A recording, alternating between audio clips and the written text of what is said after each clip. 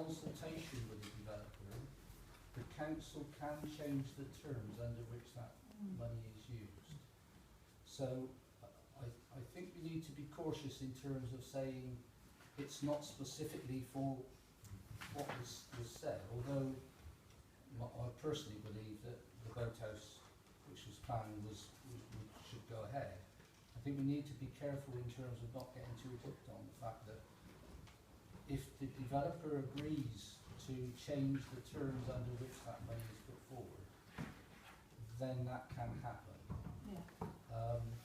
But they do have to agree, otherwise they actually say, well no, that's not what we put the money forward for and we want it back. Well, that's just what I would spend it on the skatepark then. Say with a degree of caution, and I will say again that this is not Mrs Baker's proposals. They are the proposals put forward by an officer on behalf of, and I'll give you this title, the Director of Development and Environment. An executive member will only receive these after the proposal is put forward and be asked to sign them off. Mrs Baker clearly has not signed them off. I believe it was last Friday when the target date for signing off was put forward. She's clearly delayed to allow for negotiations to take place, and I think we should take full advantage of those opportunities. Councillor Good.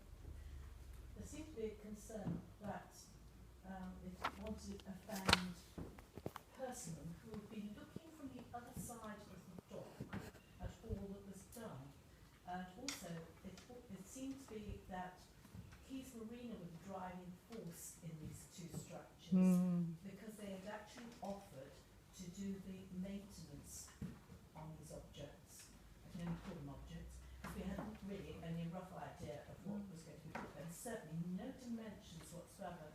Councillor Keys had a bit of drawing, but she managed to obtain that we had some idea, but we don't really have any fixed ideas of what is being suggested, because that's something else. It's a very small area of water, and I feel that the main focus of it was individuals to get onto the water, not necessarily sailing either, paddleboards, kayaks, and canoes and all sorts of other, as I termed them the other day, floating objects.